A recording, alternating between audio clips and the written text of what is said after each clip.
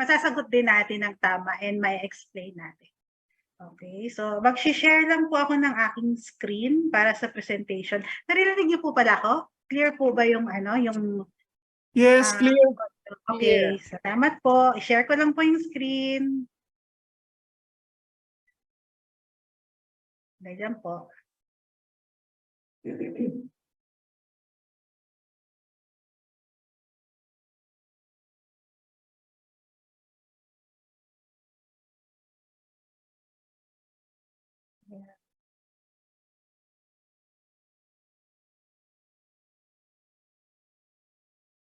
Ayan. Nakikita na po ba? Okay, so start na po tayo.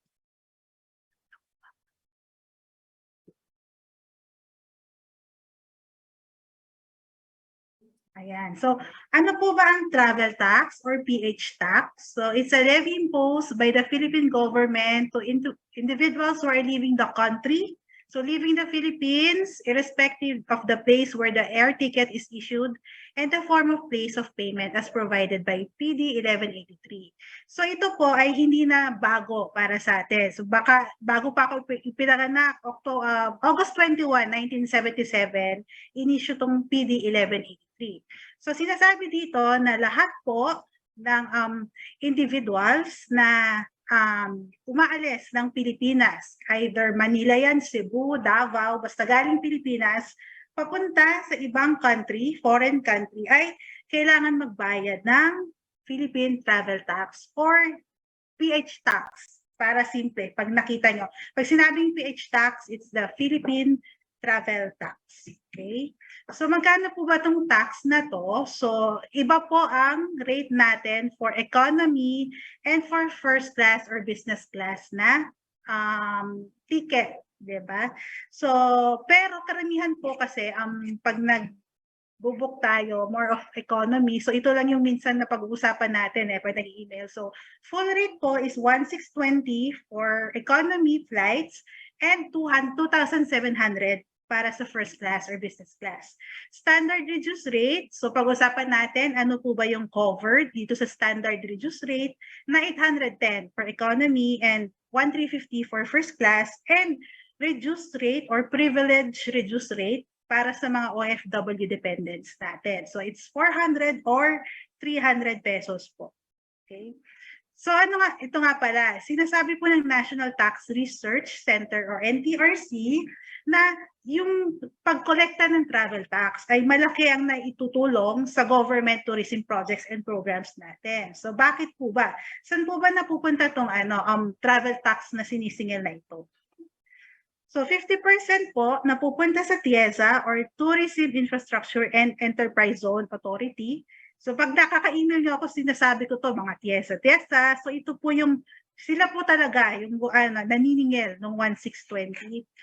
40% ng PH tax na pupunta sa CHED and 10% is yung sa NCAA. So dyan po napupunta yung mga tax na binabayad ng ating mga pasahero. Okay? So sino po ba ang mga entitled or sino po ba ang mga required na magbayad ng Philippine Travel Tax? So unang-una, ito po yung mga citizens ng mga Philippines. So yung mga based dito sa Pilipinas na gusto kunwari ang mag-travel, punta ng Hong Kong, yan. Covered po tayo ng travel tax kung tayo ay Pilipino. And syempre, yung mga mga foreigners, mga non-Filipino non-Filipinos is merong required magbayad, merong hindi. So mamaya explain ko sino po ba yung mga required magbayad kahit foreigner at sino po yung mga hindi. Okay po? Pero next slide. So unahin po natin mga foreign passport holders kasi karamihan nga 'di ba ng mga pasahero din natin is mga may mga pasahero rin tayo mga foreigners. Okay. So, meron po ako ditong nilagay. Ano po bang mga kailangan nating i-check kapag ang mga pasahero natin ay mga non-Filipinos or foreigners para alam natin kung covered ba sila ng PH tax or hindi. So, importante, dalawa lang po ang i-check natin sa mga foreigners. Una is eligible po sila for tax exemption and yung length of stay nila sa Philippines. So both ito ay nakikita natin sa arrival stamp nila sa passport. So importante po na makita po natin ito. Diba? So meron dito, so una, i-check natin, eligible ba for PH tax exemption? Pag no, automatic paid PH tax po dapat sila. And yun nga, kapag eligible sila, ang length of stay ba nila sa Pilipinas ay less than a year? Pag yes, exempted po sila. Pero pag hindi, sabihin, 1.5 years na sila, basta lumagpas sila ng 1 taon, automatic, kailangan nila magbayad ng PH tax. Okay? So sinabi ko, di ba, importanteng makita ang immigration status. So ano po ba yun? So yun po yung nakatatak sa passport na rectangle. Kasi baka kalito merong bilog, merong kasi yung bilog yun yung departure. And ito yung arrival stamp. So makikita dito, nilalagay po ng immigration officer yung immigration status nila. So madami siya, kahit ako sa connecting, hindi ko rin siya kabisado. So kailangan natin ng reference documents, pwede namin i-provide yon after this orientation.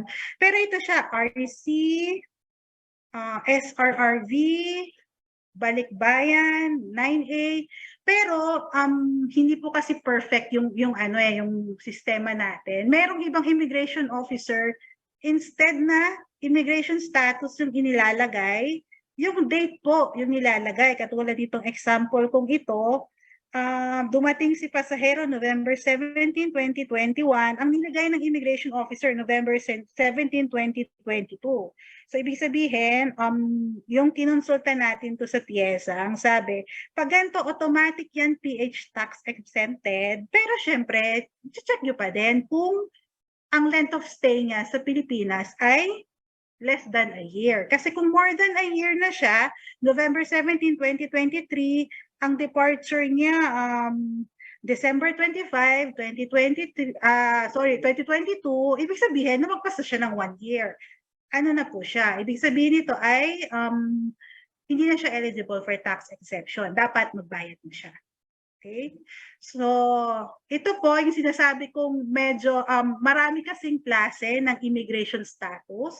So, itong unang slide na to ay ito po yung mga taxable. So, may mga foreigners na kailangan magbayad silang PH tax. Kasi katulad nito, meron silang temporary residence visa, mga returning residents. So, taxable po itong mga foreigners na to, mga non-Philippine passport holders. Ito rin po, kapag ganito po, ang nakatatak sa immigration stamp, taxable din po, or kailangan nilang magbayad ng PH tax. Example, ito po, recognized po siya as Filipino citizen, RC. So, nilagyan ko lang, kunwari, date of travel, August 26, dumating siya ng July 12. Actually, na siya, not exempted talaga. Kasi nga, sa table natin, RC, recognized siya as Filipino citizen, kaya kailangan niya pong magbayad ng PH tax. Ito naman po, not covered po ito ng travel tax. Nung unang table po natin is automatic, covered ng travel tax. Ito naman po mga immigration status na to is not covered siya. Pero, yun nga, meron tayo. But, i-check po natin kung ang stay niya sa Pilipinas ay less than a year.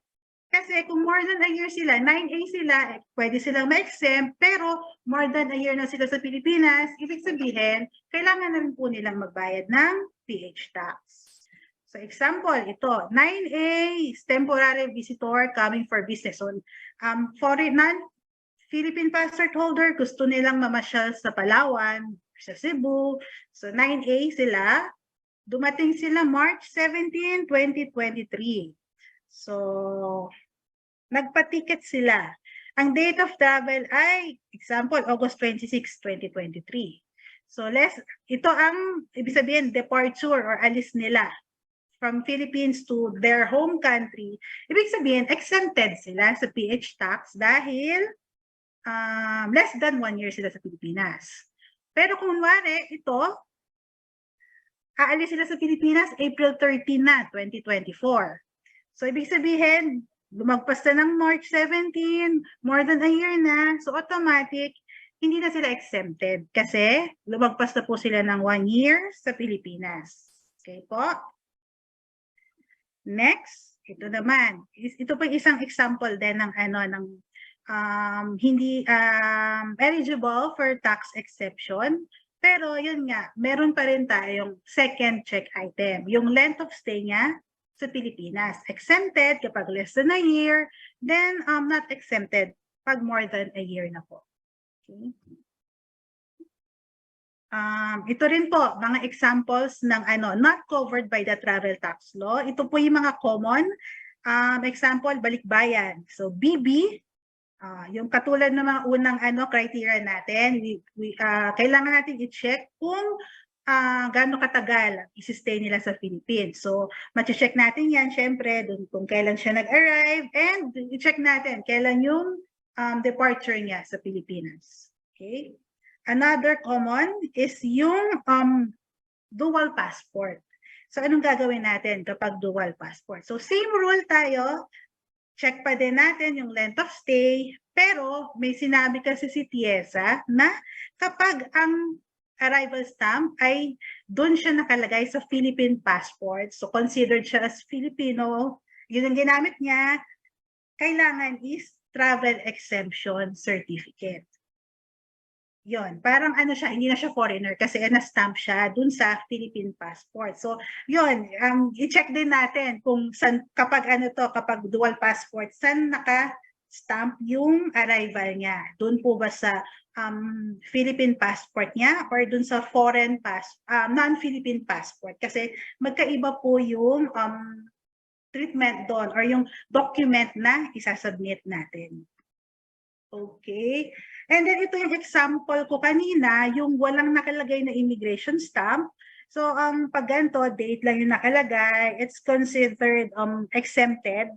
But yun nga, you need to check yung length of stay sa Philippines. So, ayan, mga example ng mga hindi sinusulat ng immigration officer kung ano ba talagang immigration status niya. Okay, so recap lang, yun nga, kapag ang immigration status ay 13, 13A, 13B, 13C, 13D, and so forth, yung mga yan, collect full travel tax and i-check muna natin if para doon sa mga yung mga immigration status is hindi na banggit dito sa itaas, ibig sabihin yan, pwedeng exempted sila. Pero i-check muna natin kung ano ang length of stay nila sa Philippines. So ano bang gagawin natin? Or paano yung treatment natin kapag nalaman natin, anong gagawin natin? So for the affiliates, kailangan natin i-verify immigration status of the client prior booking or ticketing para lang ma-ensure natin kung exempted ba or hindi, or kailangan talaga magbayad ng PH tax. Then kapag na-check natin na tax exempted, PH tax exempted, we kailangan magpasa po ng passport bio page and Philippine Immigration Arrival Stamp sa amin po, sa Connect team. Kasi ang gagawin namin dyan, i-verify din namin yan, and gagawan po kasi namin yan ng form, yung form 356. So kami na pong bahala dyan, basta ibigay nyo lang po sa amin yung mga requirements na hinihingi namin, which is yun nga po yung passport bio page and yung arrival stamp. So ito po yung sample ng 356 na pine-prepare po ng Connect. Okay? Sige. So okay na po pala. Questions na yan. So proceed na po tayo for the Philippine passport holders. So, ayan. So, sinabi ko kanina, required ang mga Filipinos magbayad ng PH tax. Pero, meron din mga exempted, diba? May mga foreigners exempted, so dapat tayo rin. So, ito lang yung mga exempted ng Philippine travel tax, which is mga PR who have stayed in the Philippines for less than 1 year. So yung mga infant po natin, yung mga less than 2 years old, considered as infant. So ano yan, exempted din. They're not required to pay PH tax. Employees of international organizations such as the UN and their agencies. Yun. So may mga funded din na, by a foreign country in which the Philippines has diplomatic relations, mga scholars ng DOST. Ayan. So yan po yung mga covered ng TEC.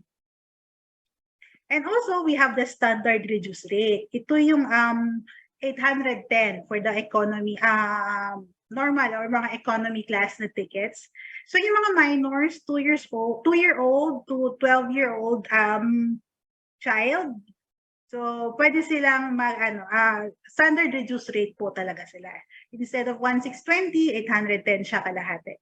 Accredited Filipino journalists and those who are authorized with the president na of national interest, yung purpose ng travel nila, standard reduced rate sila. And then we have yung privilege reduced rate para naman to sa mga dependents ng mga OFWs. So, sino po bang pwedeng gumamit nito? Yung mga legitimate spouse of an OFW, mga anak nila, whether legitimate or illegitimate, basta less than 21 years old, and yung mga children of OFWs with disabilities, regardless, kahit lumagpas na sila ng 21 years old, privilege reduced rate po ang travel tax nila. Okay. So ano po yung mga kailangan dokumentong isubmit para ma-avail ang travel tax exemption at ang standard reduced rate?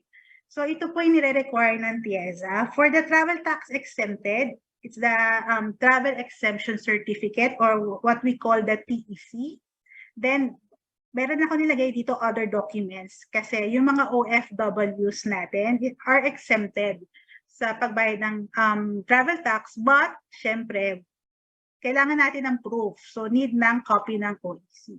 For standard reduced rate, so we have yung RTT or the Reduced Travel Tax Certificate.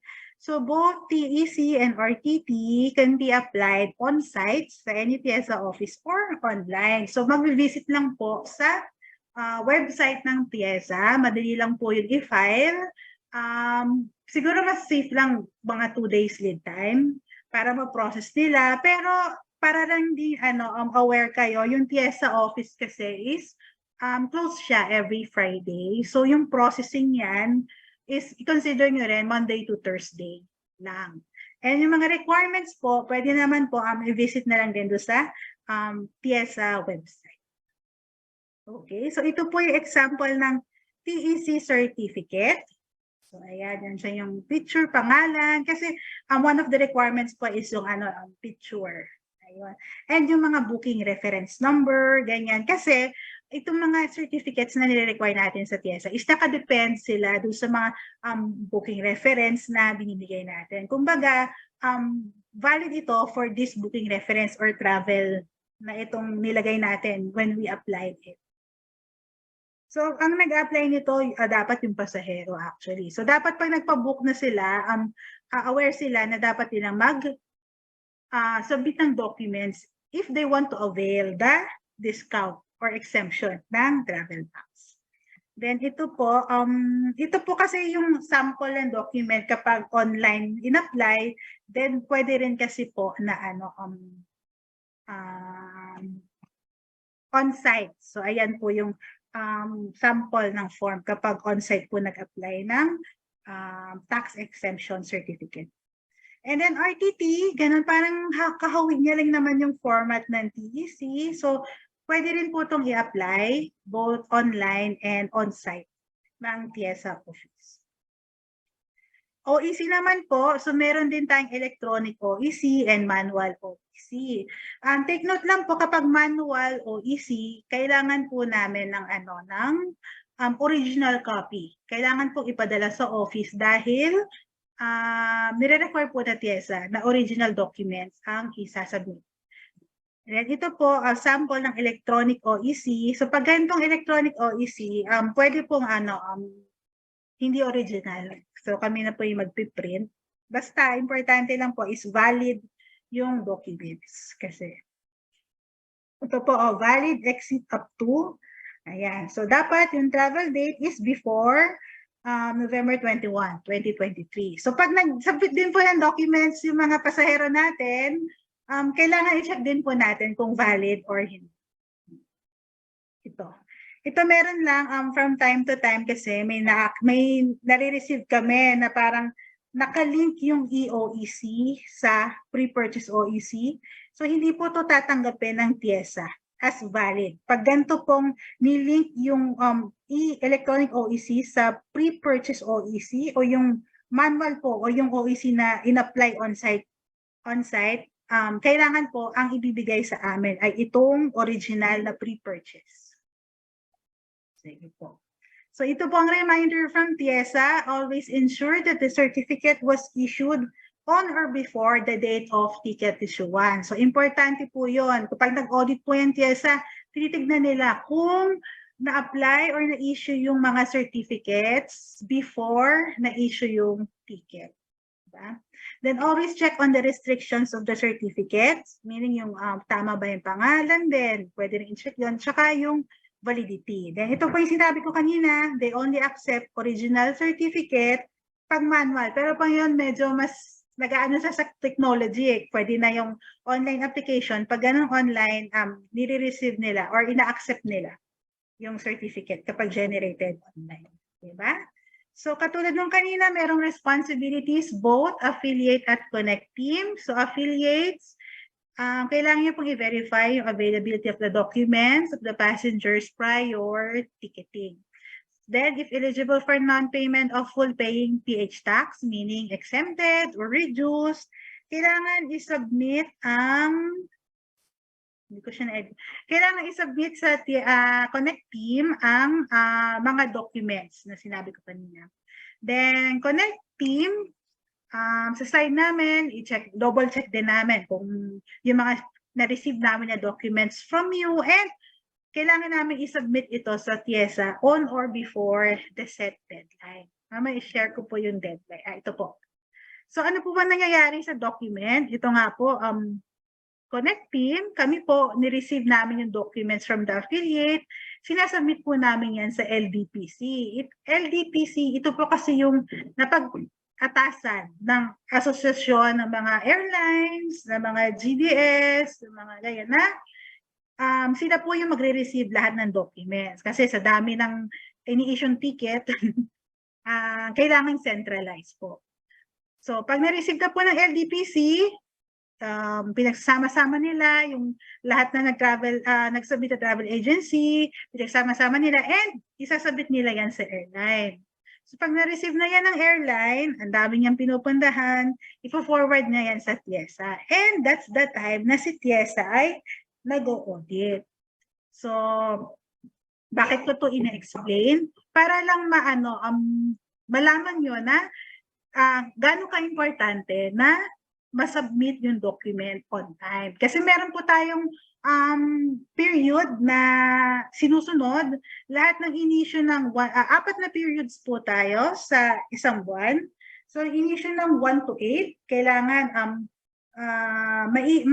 i-submit na namin yon sa LDPC ng after 3 days ng 1 to 8. Then, another cut-off, 9 to 15, the following week, isasabit namin yan sa LDPC. Then 16 to 23, tsaka 24 to 31. Yun po yung mga periods natin. So, ano mangyayari dito kapag nag-audit si TIESA at hindi niya nakita yung walang documents na ipinasa at wala rin ni-remit sa kanila na PH tax? So, babalikan nila si airline, sasabihin nila, bakit walang kaming in-exempt nyo to, hindi nyo binayaran ng PH tax, pero bakit wala naman kayong isinubmit na TEC? So, ang gagawin niya, papabayarin niya yan sa airline. So, bayaran mo ha, kasi hindi mo sinubmit yung document, walang proof or walang justification. So, babayaran niya ni airline, i-advance niya yan, pero syempre, sisingilin ni airline si Connect team. Hindi ka nagbayad, ADM ka. Yun po yung ADM or agency debit memo. So sinisingil tayo ng sinisingil ang connect team ng airline dun sa siningil sa kanila ng pyesa. Kaya po merong ADM or agency debit memo kapag hindi po tayo nag-submit ng proper documents. Then ito naman po, para naman po sa mga nagbabayad ng full PH tax, so ito naman po yung pinupuntahan niya. Kapag nag-remit po o nagbayad po tayo ng 1,620, i-remit din po yan ng airline sa TIESA after 30 days. Then ito rin po yung same audit, dito nalalaman kung nagbayad ba si airline ng PH tax or hindi. And then, kaya ko din po ina-explain to para maintindihan nyo po is paano po ba kung hindi nagamit yung ticket, refundable po ba yung PH travel tax? So, refundable po siya if i-refund po siya ng Connect WCA kung hindi pa nare-remit ang bayad sa airline. So, it's 30 days po yung natin. Kasi kapag namagpas na po ng 30 days, nasa TIESA na po, na-remit na po ng airline sa TIESA yung bayad. Ang application po ng refund ay sa TIESA na po kasi nasa kanila po yun.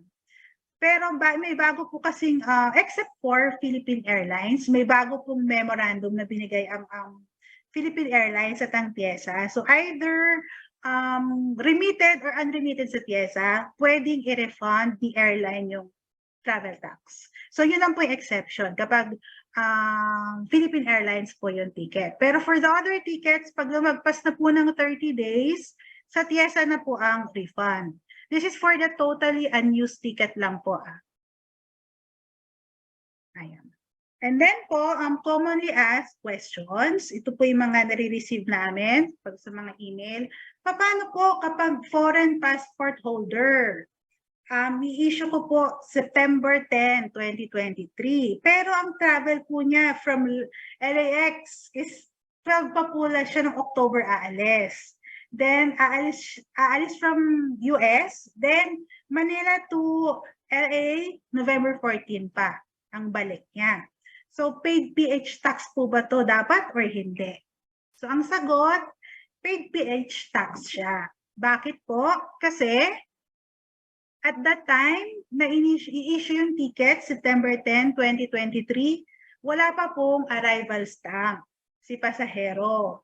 So, ganun siya ka-importante kasi doon mga malalaman kung eligible po siya for tax exemption or hindi. So, pwede po ba na ang gamitin na lang is yung lumang arrival stamp? Hindi po pwede kasi explanation po ng TIESA, kunwari sa isang taon na nakalipas, kung pwedeng maiba ang immigration status niya. So, paid PH tax po. Then, if pagdating niya sa Pilipinas ng October 12, may stamp na, then eligible po pala siya for tax exemption, then pwede po mag-file ng refund ng PH tax sa TIESA office po. Hindi po sa bago umalis po. And then, ito naman po, another question. May infant, pinanganak sa Japan. Foreign passport, hindi siya dual passport holder, hindi pa siya, wala siyang Philippine passport. So, exempted po ba siya ng travel tax or hindi?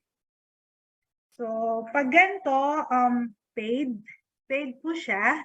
Kasi po, katulad ng explanation natin, nung unang example natin, wala pa siyang PH arrival stamp. So, hindi pa rin talaga mag-verify kung ano talaga yung immigration status niya. Okay? And then, baka meron pong magtanong, ano po ba yung requirements for OFW dependents? Ito yung privilege PH tax natin. So, nakapost din doon sa website, pero para ano lang din, advanced info for children.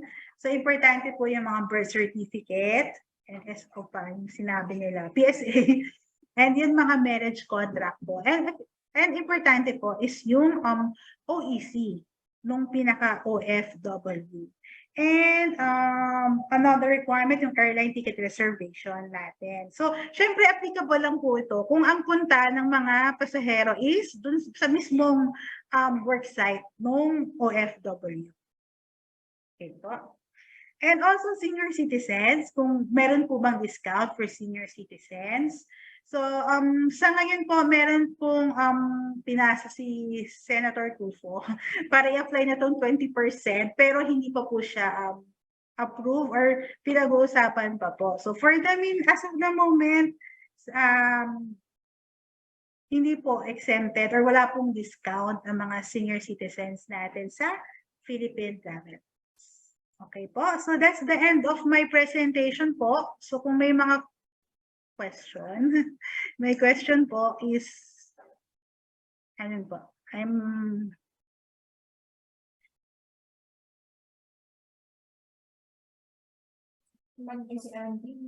Miss Yoni. Yes, hello. Thank you so much.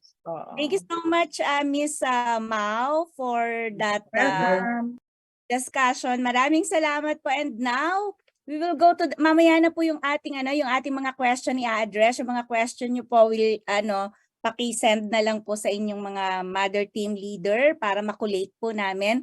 And now, to discuss the process and details of our visa assistance, we have,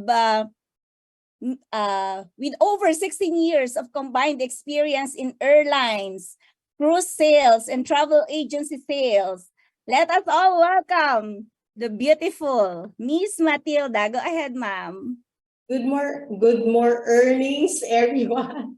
And yes, mga 16 years na po akong may experience. Pero 5 years old po ako nag-start sa ano. Oo nga. Kasi bata-bata tingnan eh. Bata. Yeah, well, thank you po for the opportunity to discuss this to everybody. And please feel free to send all your questions po to your leaders. So I'm just going to share my presentation po. Just give me a sec.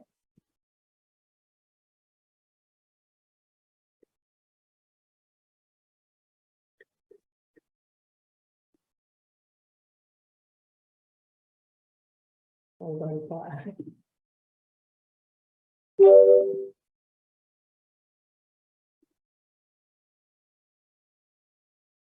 Okay.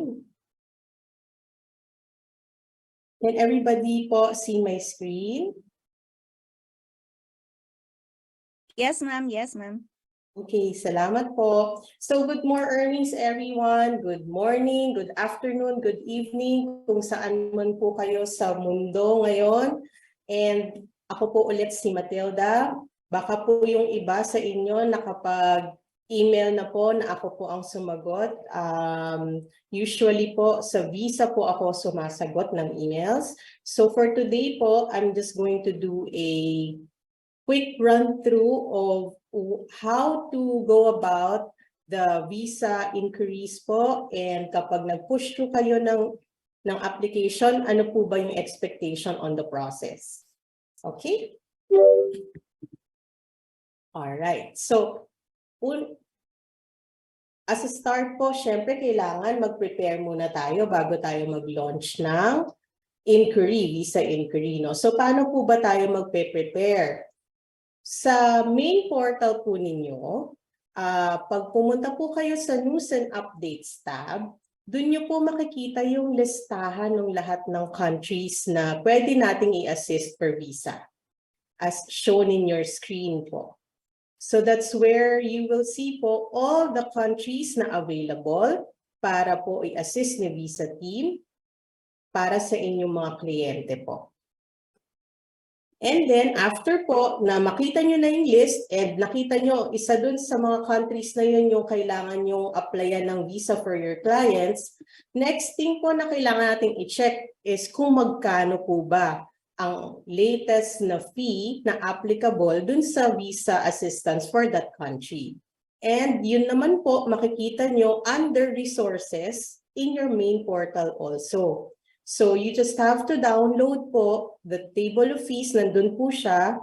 But just a reminder also na as much as possible, we try to keep it updated. Pero po may mga times na biglang mag-change po si embassy, si consulate, or si visa assistance center ng mga fees na applicable po. So baka may times po na pag-send nyo ng email sa akin or sa team, Iba po yung rate na mabibigay namin sa inyo versus sa list na makikita ninyo. And ine-explain naman po namin yun normally kapag may mga changes na hindi pa po naka-reflect sa listahan in your main portal. Next po, the process flow. So, as mentioned, naka-ready na po kayo, no? So, alam niyo na po, nakasama po yung country dun sa listahan na nakita niyo na pwedeng applyan ng visa.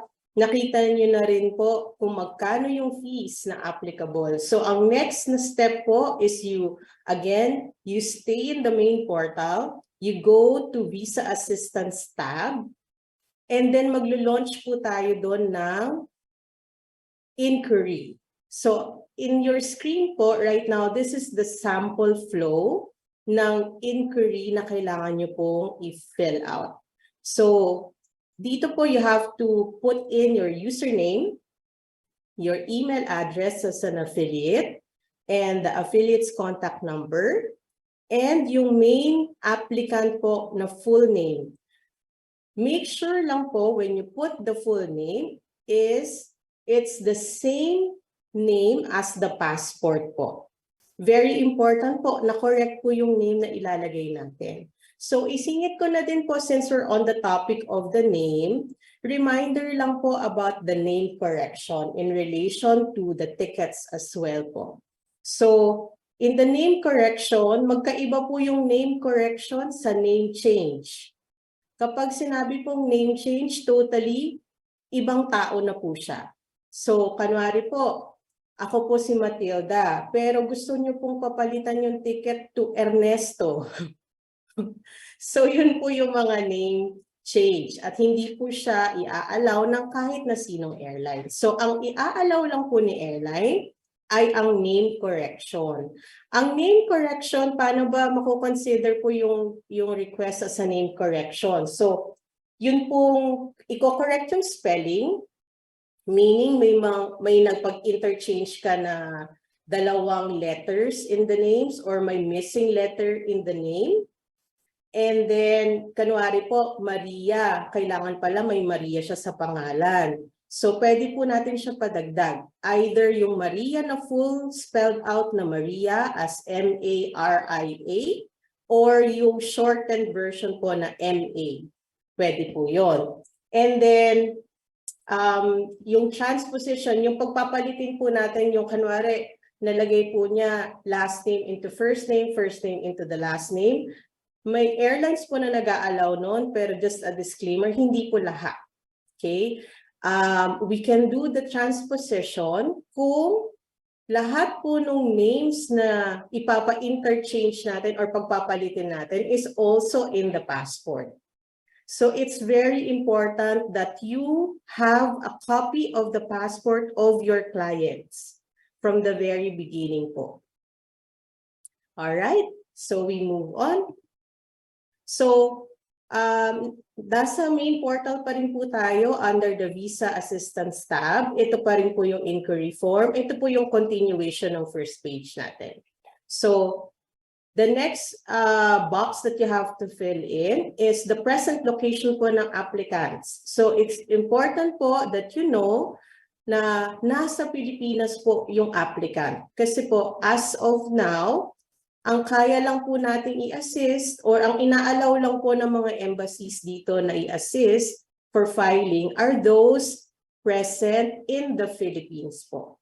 So may mga times po na experience kami, nag-email po kayo and you advise us na wala po yung location, exact location in the choices doon sa ating portal. Pero nasa Philippines siya. So kung ganun po, either, for example lang po Laguna, a certain city in Laguna.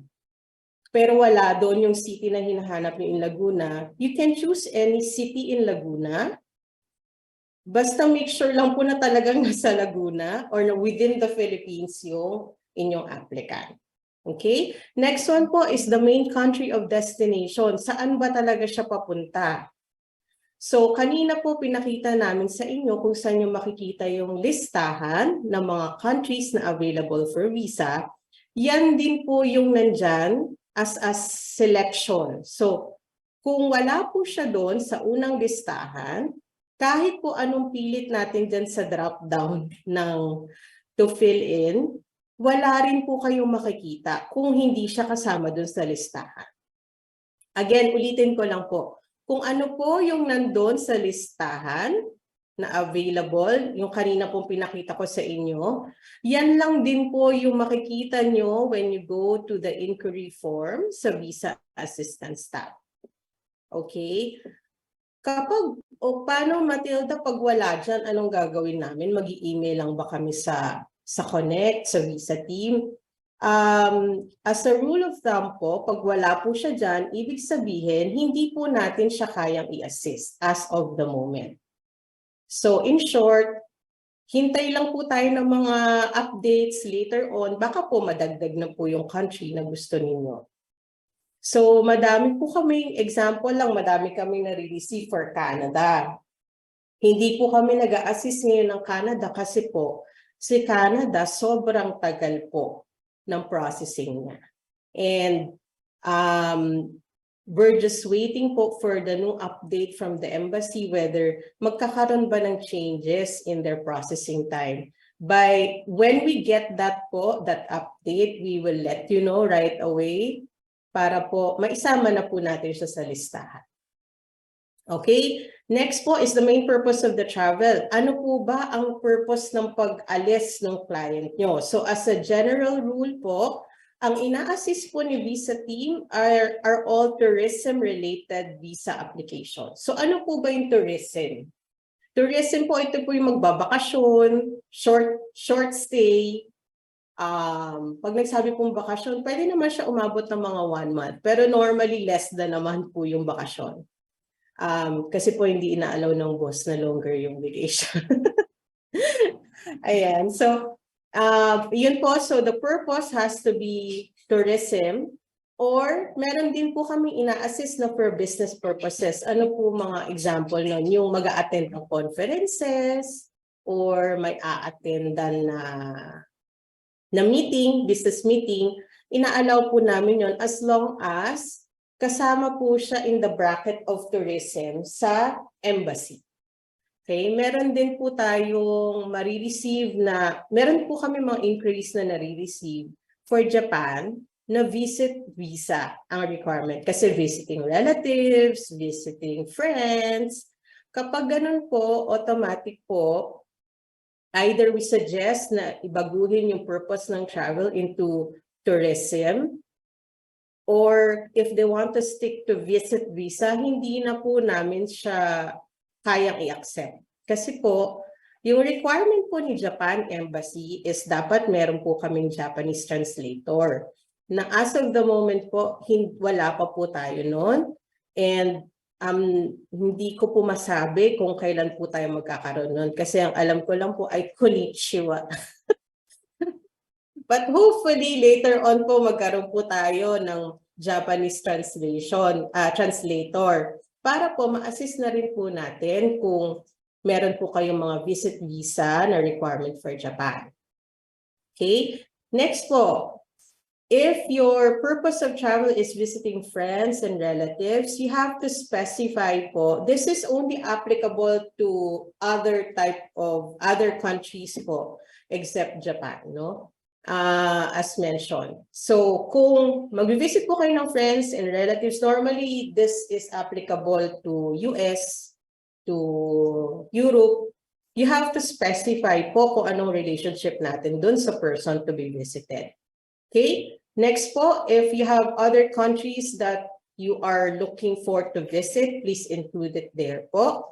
Next is yung tentative travel dates and intended duration of stay. This is important, very important. Kasi po, dito po namin malalaman also, ma-assess kung kaya pa ba natin siyang i-assist for a visa. Kasi remember po, ang visa assistance po, hindi lang po siya basta maipasa natin sa embassy. Kailangan din po natin i-consider kung aabot ba siya sa processing time. So meron po tayong mga processing time na pina-follow. And then, also, meron din po tayong lead time na pina-follow. Ano po yung lead time? Yung lead time po is yung gaano ka-early ko pwedeng isubmit yung application ko before my intended stay or before my intended departure. So, for example, for Japan, for Korea, normally po or Schengen even, we tell you that you can file your application 2-3 months ahead of your intended departure date. So, ganun po siya. So, important po, hindi po siya pwedeng naka-NA. Kapag po naka-NA, normally mapapansin nyo, ibabalik po namin sa inyo yung, magre-respond po kami, pero tatanungin ulit namin kayo about the intended travel dates. Okay, next po. Sino po ang magbabayad ng trip ng applicant? So, yung applicant po ba or may sponsor siya? Ngayon, kung may sponsor po siya, kailangan niyo pong i-specify kung nasaan po yung sponsor. Okay? Bakit po kailangan nating sabihin kung nasaan po yung sponsor? Kasi po, pag sponsored po yung trip, generally, kailangan po ng documents din ng trip sponsor. So ano po yung mga requirements na kailangan from trip sponsor? Yun po yung mga bank certificates, bank statements, COE, to support na talagang kaya niya pong mag-support dun sa traveler. Okay? And then kung meron po siyang kasama mag-travel, kailangan din po natin i-specify. Okay? Next, you also have to choose kung ano pong marital status, ano po yung employment. Self-employed po siya, self-employed po ba siya, or employed po siya? At ano po yung source of income? Okay, and budget for the entire trip. The budget for the entire trip, normally po, hindi naman siya, wala po tayong requirement kung magkano dapat ang ilagay. Kasi it really depends on the applicant, no? Ang important po na tinitignan namin dito is the employment and the source of income. For the budget for the entire trip po, ideally, no, there's no directive from the embassy na, kailangan may 100,000 ka sa bank, ha, para mabigyan kita ng visa. Wala pong ganon. But as a general rule, dapat at least meron kang $100 per day na budget for a trip. Para po alam din ni embassy na, okay, so enough naman, meron siyang enough na capacity to travel. Yun po siya. But again, no, even if meron kang 1 million in the bank, it doesn't guarantee you a visa, because visa is a privilege, it is not a right. So hindi po natin siya pwedeng i-demand. Okay? Next po. After po natin ma-fill out yung form na yon, kailangan lang po ninyo mag-submit, i-click yung submit. Pag na-click niyo na po yung submit, make sure na maka-receive po kayo ng email confirmation na ganito po ang itsura. What you see on the screen, no? So, important po, bakit po ba kailangan mag-launch ako ng inquiry from the main portal? Bakit hindi na lang ako mag-email kay Visa team? Kasi po, si Visa, hindi po siya magpo-push through ng application request kung wala po tayo no reference code, which is yung nakikita niyo po sa screen na naka-enclose sa green na box. So, kailangan po maka-receive kayo ng email na ganito, na lahat po nung fill out nyo na information or details in the inquiry form in the main portal, andyan po sa email na yan. Okay? Tapos po, dapat may ID number or ID reference code, which is, ito po yung example, ID:WCA- and then VAKXFDN. So kung wala po kayong na-receive na ganyan na email, Pero bago po kayong mag-raise ng concern, check nyo rin po yung spam nyo or yung junk mail nyo, baka dun po pumasok. Pero kung na-check nyo na po yung entire email nyo at wala pa rin, i-check na lang po natin, mag-raise po tayo ng email para po makita rin, malaman namin at paki-copy din po doon si admin. No? But ideally, kung wala po kayo na-receive, ibig sabihin, hindi nyo po na-click yung submit or nag-hang po yung computer while you're doing it, kaya hindi po kayo naka-receive. Okay? Next step po, pagka-receive po ng visa team of the email notification, sorry, by the way, makaka-receive kayo ng email notification, nakakopy na po si visa team doon at si admin. So, pagka-receive po namin noon, dapat simultaneously, marireceive nyo din siya. Pagka-receive po namin noon, magre-respond po kami sa inyo of the necessary details. So normally, ano ba yung expect nyong details or information in the email galing kay visa team? So, andyan po, makikita nyo kung ano yung lead time na kailangan for the visa application, kung kailangan ba mag-appear sa embassy or hindi, or at saka kailangan po ba na mag-submit kagad ng physical na documents.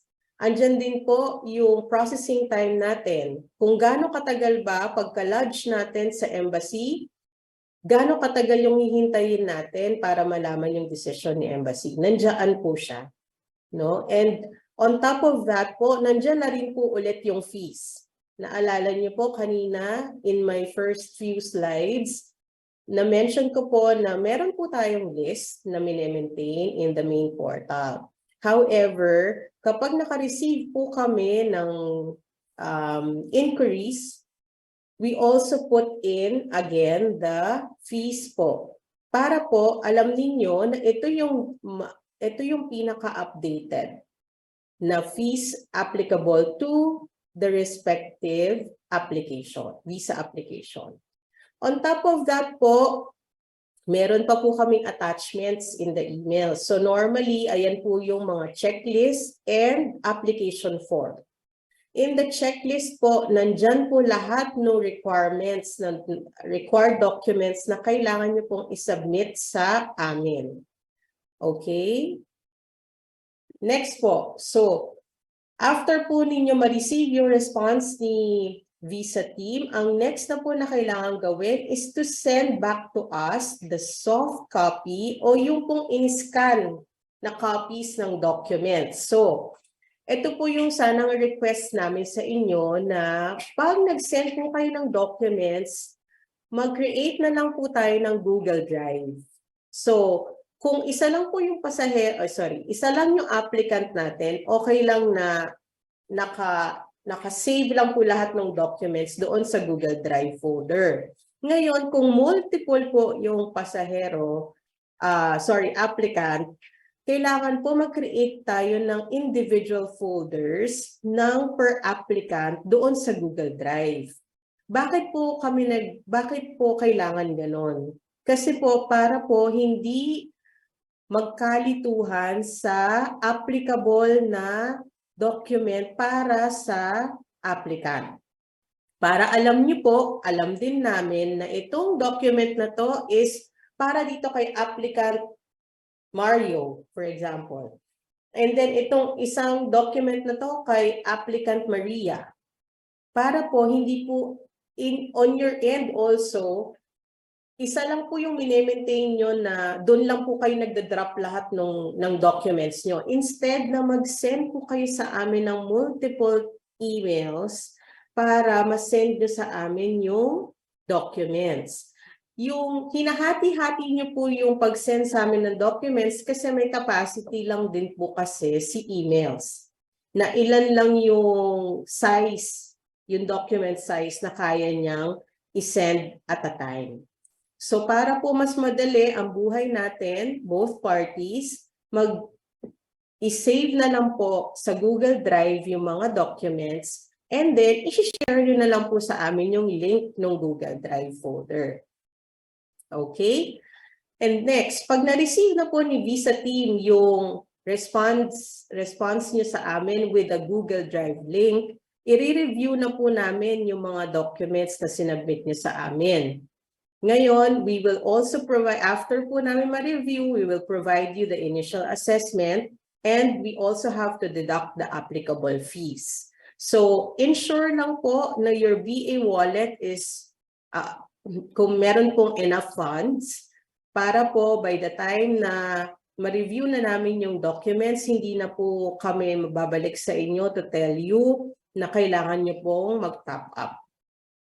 Okay? And then next, kung meron pong mga lacking documents or yung kulang na mga documents na from the initial na sinubmit po natin, we will advise you that.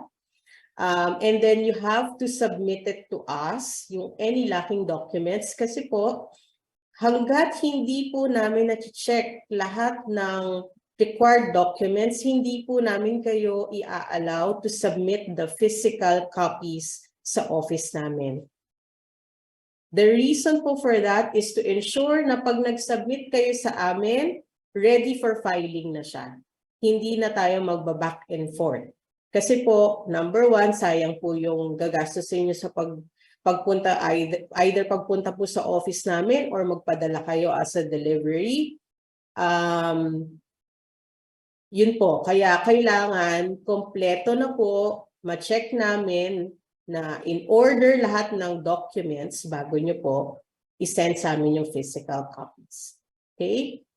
So, in the next step, as I've said, kapag sinabi na po namin sa inyo, okay, all good, kompleto na yung documents ninyo, ngayon, we will advise you po kung saan ipapadala yung physical copies ng documents. Pag sinabi po namin physical copies, yung passport, actual passport po, kailangan yung actual. Hindi po pwedeng photocopy lang siya. Hindi naman po lahat ng documents kailangan yung original copy. So, ang required lang po na original copy generally is the passport, yung PSA issued na birth certificates, marriage certificate, and the bank statements, bank certificates, kailangan po original yan. Lahat po dapat may wet signature.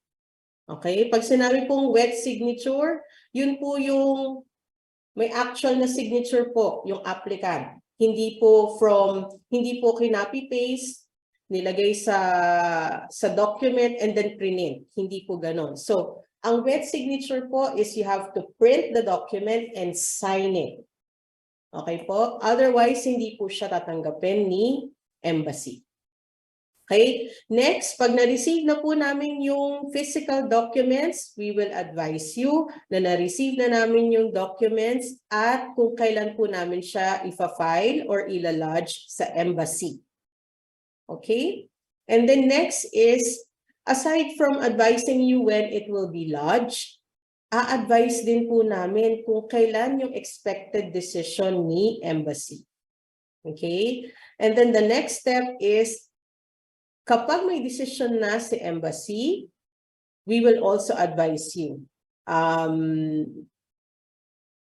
Thank God, by ratio po, ngayon yung lahat na na-assist natin na visa, 95% naman po approved po siya. Hindi ko po i-deny sa inyo na meron tayong mga natatanggap na refusals, but take note po, the reason for refusals or denials from the embassy is solely upon the discretion po of the embassy. Wala po kaming authorization or authority to make decisions on behalf of the embassy. Sila lang po ang nagdidesisyon nun. Okay po? Next. So, we go through lang po a sample application form kasi ito ang example po natin here is the Korean application form, Korean visa application form. Madami po kasing nalilito dito, no? Kasi at a glance kapag tinignan mo siya ng mabilisan, akala mo Korean Hangul lang yung characters na nandun, pero meron po siyang English, no? On your left screen, left-hand side, makikita nyo po naka-enclose sa topmost po, naka-enclose doon yung green box, yun po yung English translation nung instruction, paano po i-fill out yung visa application. Okay, so now we go to the personal details. So there you would put family name, given names. Again, ulitin ko lang po yung importance na meron kayong copy ng passport ng applicants. Kasi po, dyan po kayo magdidepende. Ano ba talaga ang last name niya? Ano ba yung first name niya? Okay? Alright. Next po is sex. Male ba siya or female? Date of birth. Meron po siyang format. Paano ilalagay yung date of birth? So, nakalagay po dyan sa application form, it has to be year, and then /month, /day. So, paano po natin siya i-enter? Yung year of birth, so for example, 2001, / yung month, which is December, translated to number 12, / kung ano po yung date ng kapanganakan niya, which is 25. So, Merry Christmas po. Ayan. And then next po is nationality. Ano po bang nationality nung applicant? So, paano po ninyo malalaman kung anong nationality ng applicant? Gagamitin nyo rin po na reference ang passport. So, it's very, I don't know how to emphasize that anymore, na ang important na document na meron kayo dapat is the passport. Okay? Next po. Yung next na naka-enclose po na green box, nilagyan ko lang po siya ng ganyan kasi kung kailangan mo lang siyang i-fill out. Otherwise, you can skip that. Kung ang sagot mo po dyan ay no, hindi nyo na po kailangan maglagay ng further details. Okay? Next. Ano po yung details of your visa application? Anong type of visa ang ina-apply natin? Again, kagaya po ng sinabi ko kanina, generally, ang ina-assist po natin is tourism or business. Okay? So for Korea, ang ina-assist po natin is, for this example, is tourism. So dapat po yung period of stay, which is yung 2.1, ang nakatik po dyan, o yung may check mark, is the one with the short stay less than 90 days. Okay? And then yung status of stay, yan po yung palagi nyong gagamitin. Even if it's for business, yan po yung code na gagamitin. It's C3-tourism. Okay? Next po, of course, nakalagay po for official use only. Hindi na po natin siya kailangang fill out. Okay? And then, next is, hold on lang po ha, sorry. Alright, so next is the passport information again. Kailangan po ng passport. Okay, so the passport, normally naman po, ang passport na meron po ang mga applicants is just a regular passport unless po ang client niyo po ay diplomatic. No? So diplomatic, ito po yung mga ambassadors, mga consulates, normally hindi na po siya dumadaan ng visa application sa atin. So kaya po nasabi ko na ang normal na passports na meron ng applicants are regular passports. Okay, and of course you have to put in or you have to encode the details of the passports in the application form. Make sure po that you always check the passport. You have the actual bio page, meaning the photo or photocopy, scanned copy of the bio page. Ano po ba yung bio page? Yun po yung page sa passport na merong picture, tapos meron pong information about the passport holder, last name, first name, middle name, date of birth, saan po na-issue yung passport, anong expiry date ng passport, at yun. So, kailangan po meron po kayo noon para alam nyo na iyon yung i-fill out nyo dito sa application form.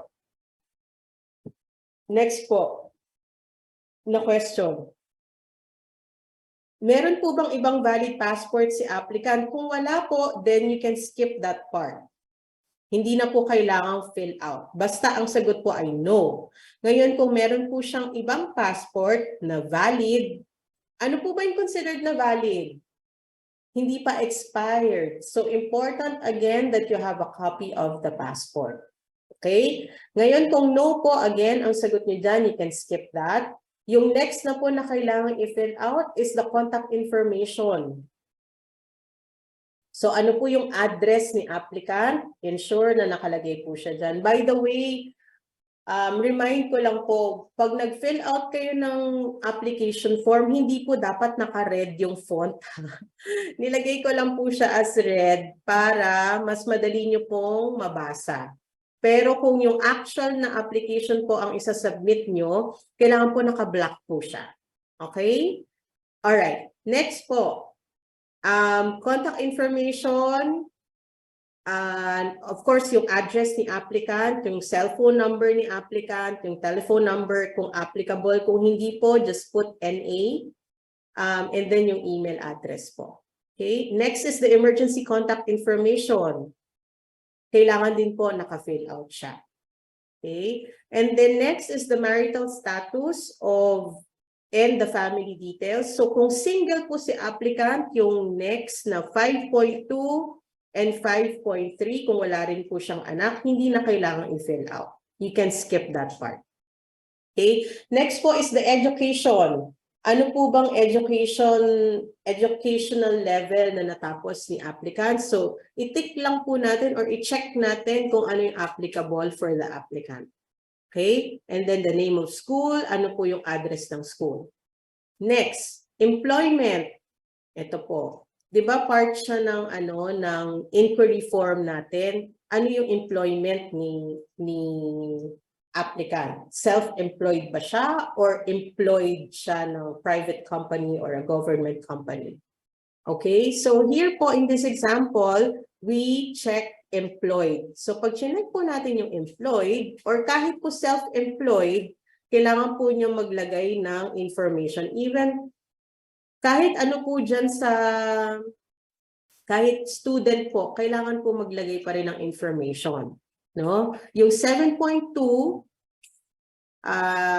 you have to put in, kasi po pinili po natin employed, kung sino po yung company. Next po, ano pong position or designation niya dun sa company.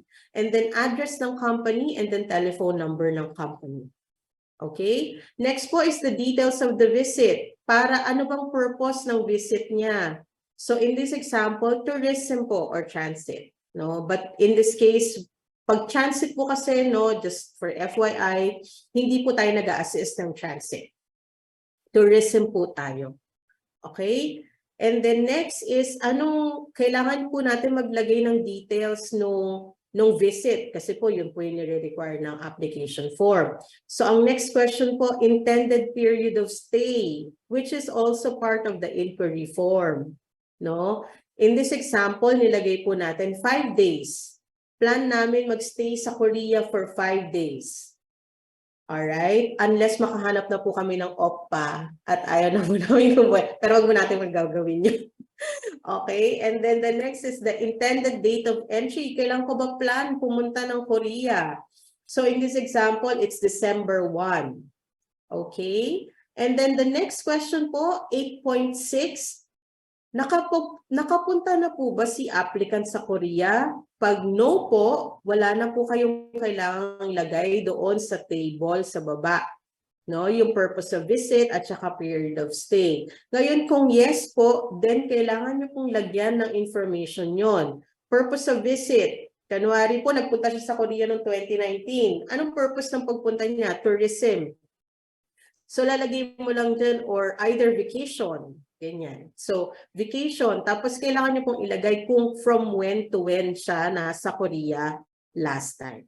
Again, kailangan nyo lang po ilagay dyan kung nakapag-travel po within 5 years.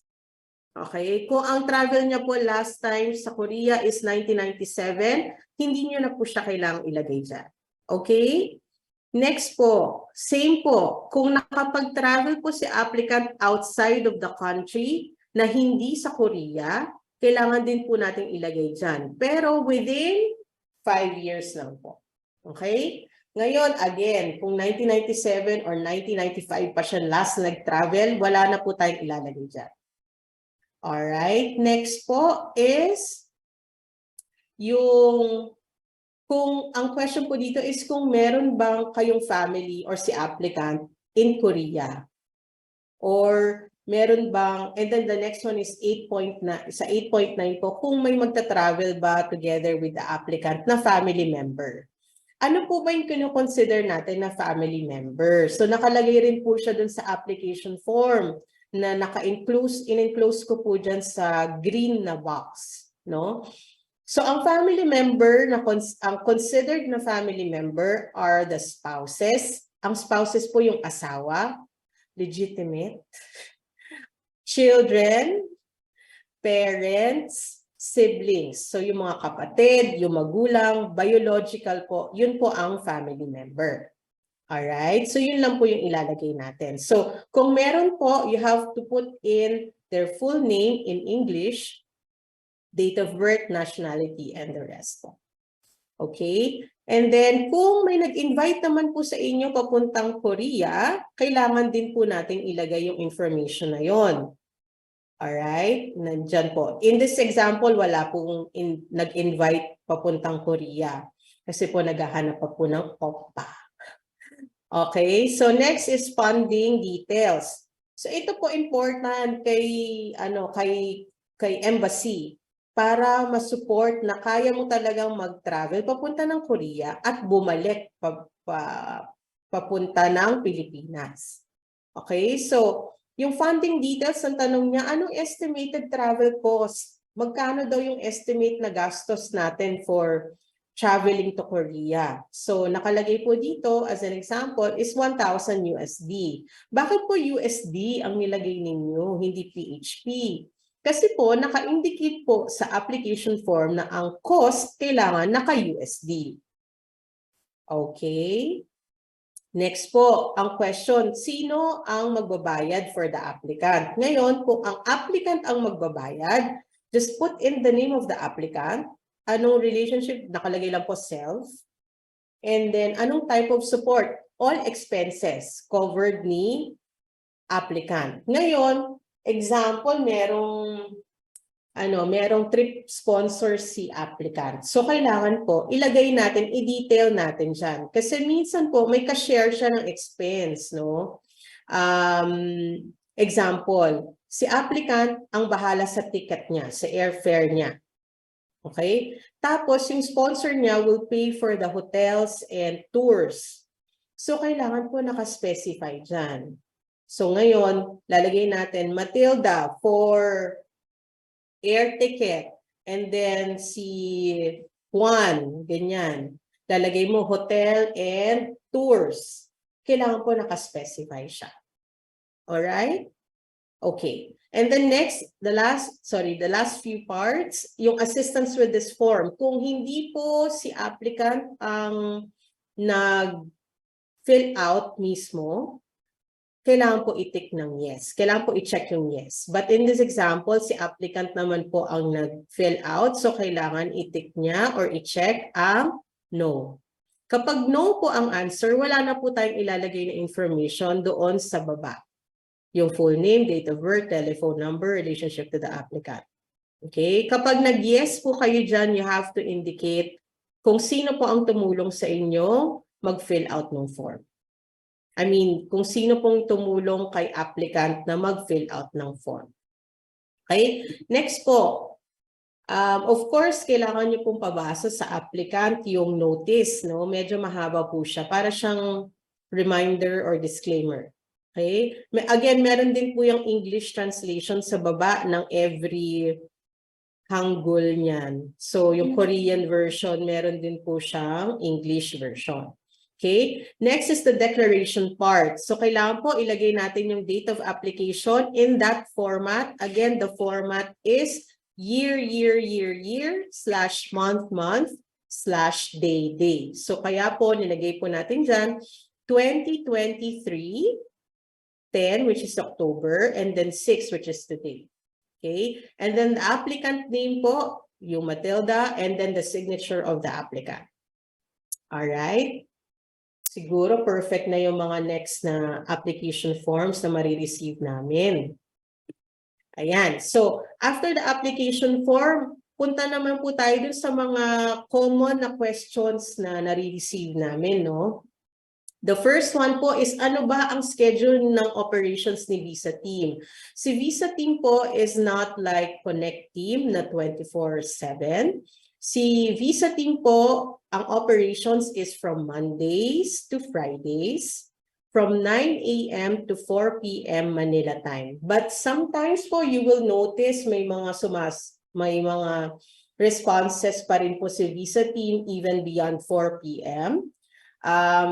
It's only because po based on our assessment kailangan na po siyang sagutin.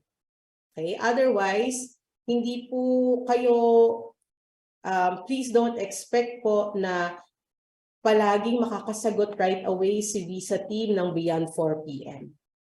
Okay? Close din po si Visa Team ng holidays and weekends.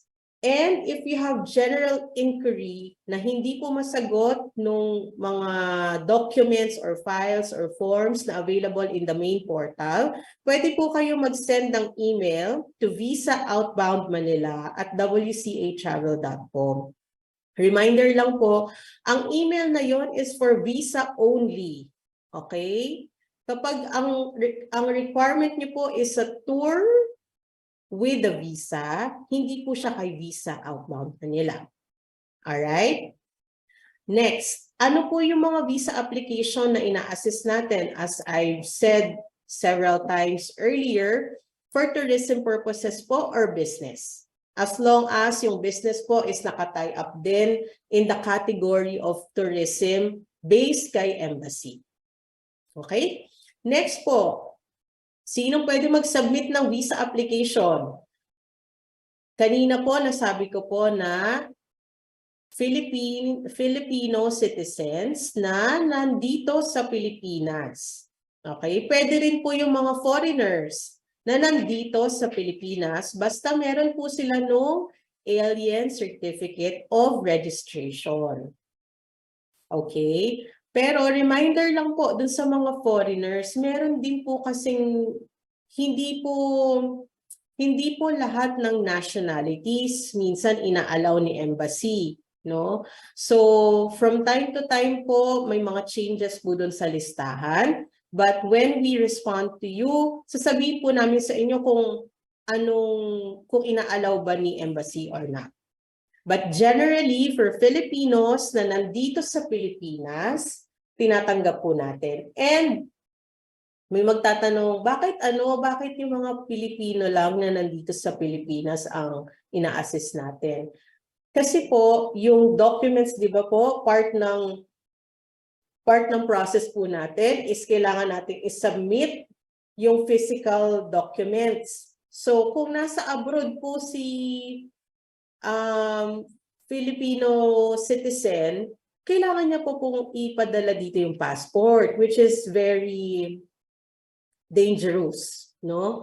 Kailangan po maging cautious tayo sa pagpapadala ng mga original copies ng documents. And even po si embassy, kapag nakita po niya na hindi siya local address, hindi rin po niya tinatanggap. Okay, so as a general rule, we can only accept applications if the Filipino citizen is here in the Philippines. Okay, kaya po meron po dun sa inquiry form na kailangan i-select kung nasaan po yung location ng applicant. Ngayon, meron tayong mga OFWs, of course, na gustong mag-file ng applications. Meron po kaming mga ina-assist na OFWs as long as pagdating ng filing, actual filing, nandito na po sila sa Pilipinas. Okay? Hindi naman po kami nagre-restrict ng pag-OFW right away, hindi namin tinatanggap. Yun lang po. Ang condition is kailangan nandito po siya sa Pilipinas kapag magpa-file na po ng visa application. And para po ma-consider nyo rin also kung tatanggapin nyo pa ba yung inquiry na yun or not, especially for OFWs, kailangan po familiar tayo sa processing time. Kasi kahit na, for example, uuwi siya sa Pilipinas para magbakasyon, pero pagdating niya dito, 5 days na lang before yung intended na travel nila, hindi na rin po aabot yung visa application. Please remember, I think the shortest po na processing time right now for Japan is 5 days. No? Actually, lately, medyo natatagalan na rin po ng desisyon si Japan kasi ang dami pong nagpa-file sa kanila ngayon. Kasi yung mga hindi po nabigyan ni Korea, kay Japan po sila lahat nag-second choice. So ngayon po we notice na meron na po mga 8 or 9 days bago maglabas ng desisyon si Japan Embassy. So kung ganun po ka-tight yung schedule, hindi na rin po siya aabot kahit umuwi siya dito sa Pilipinas. So ang suggestion po namin, kung nasaan pong country si OFW, i-check po ninyo kung merong embassy or consulate na present. So for example, for Japan, kung merong Japan Embassy in the country na kung nasaan siya ngayon, pwede kung doon siya mag-file. So hindi naman po yun i-restrict. Okay? Next, ayun, kaya bang i-guarantee ni visa team yung approval pag nilodge na natin yung visa application? That's our dream. Pero it will only be our dream. Hindi po, as I've said, wala po kaming authority na mag-approve or mag-deny ng visa application. Lahat po ng decision na yon is kay embassy. Ang decision lang po na meron po or authority si visa team is whether tatanggapin ba natin siya for filing or hindi. Okay? Again, as I've said earlier, visa po is a privilege, hindi po siya right na katulad ng passport. Ang passport po is your right, ang visa po is a privilege. Okay? Next po. Okay, ito I think maraming questions dito, no? Bakit meron po sigurong among sa inyo na naka-experience na from the inquiry form pa lang, from our initial assessment, we already declined the request. No? Actually, it's not decline, it's actually just redirecting your application to the respective embassies. So, bakit po kami nagre-redirect ng application? Kasi po, as a company, meron po tayong accreditation sa embassy, no? Ngayon po, kung meron po tayong mga applications na madalas na de-deny, nare-refuse, nagiging score po yon ng company natin. Na later on, it will cause or will affect in our accreditation. Kaya po, very, how do I say this? Very important po na lahat ng nilalagay nyo in the inquiry form ay tama or kung ano po yung actual na intent ng applicant natin. Kasi kung meron pong hindi naman siya error or ayoko magsabi nagsinungaling siya. Pero kung nagsinungaling siya for the purpose, ma-affect din po tayo as WCA. So important po na we protect our accreditation to the embassy para po maganda po yung score natin, no? At hindi po tayo i-reject palagi ni embassy. Kasi pag nawala po yung accreditation natin sa embassy, hindi na po tayo makakapag-file as a WCA sa embassy, no? So, kaya po important yun. So, ano bang ginagawa ni visa team para ma-assess kung i-direct niya ba directly to the embassy yung application or i-accept niya na i-file via WCA yung application? So, ito po kailangan niyo pong alamin, no? Kasi po kayo as an affiliate, kayo po yung first layer, no? Before po maipasa sa WCA na visa team, no? Kailangan niyo ma-check, may strong ties ba siya sa Philippines? Meaning, may intent ba siyang bumalik sa Pilipinas? Kasi importante po yun. No? Ngayon, kung na-assess nyo na, ay possible, hindi na siya babalik, medyo red flag po yun. No? And then the next one is, meron ba siyang enough talagang capacity to fund the trip? Kasi pwede pong papunta lang yung kaya niya i-provide. Sorry po ha. But baka kasi papunta lang yung kaya, but within the period of stay, hindi po kayang i-fund yung entire trip, especially kung wala po siyang sponsor, medyo red flag din po siya. Kasi po, just to explain, no, Filipinos, whether we like it or not, meron po tayong reputation na nagti-TNT. Iyon po yung iniiwasan natin na magkaroon ng notion under WCA application na mga nagti-TNT yung mga applicants natin. Kaya po importante na we assess properly yung mga applicants po na nagtatanong sa atin.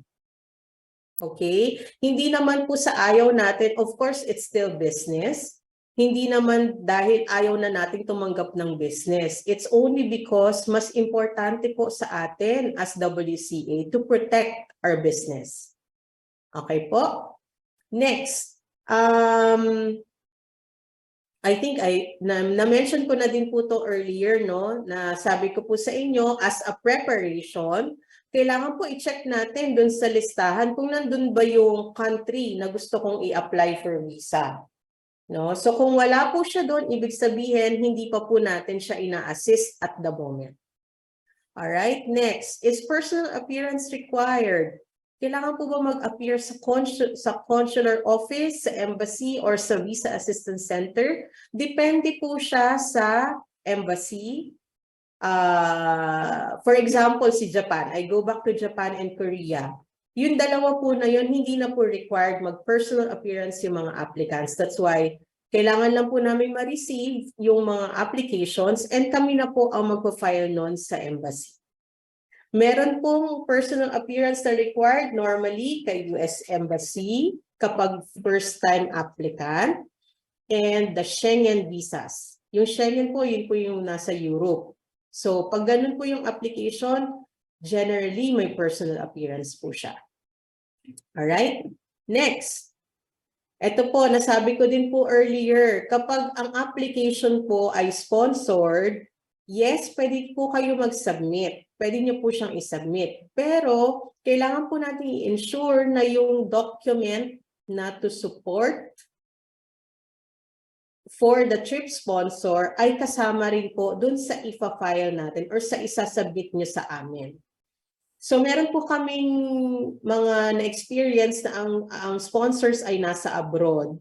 So ang question po is, pwede bang scan copies na lang yung bank certificate, bank statements? The answer po is no. Okay? It has to be, as I said earlier, kailangan po physical po siya with wet signature. Physical copy meaning original copy po siya with wet signature. So important po siya. Okay, next. Ito, I think nasabi ko din po to earlier as an example, bakit namin dinidecline yung Japan visit visa na application. Kasi po kailangan ng Japanese translator para po i-accept ni embassy na for visit visa yung ifa-file natin. So right now po, dahil wala pa tayong Japanese translator, we can only recommend po na kung gusto po ni applicant to change the purpose of travel for tourism or vacation na without declaring any relatives or friends na nasa Japan, and especially hindi po natin i-declare na ang trip sponsor natin ay nasa Japan, then we can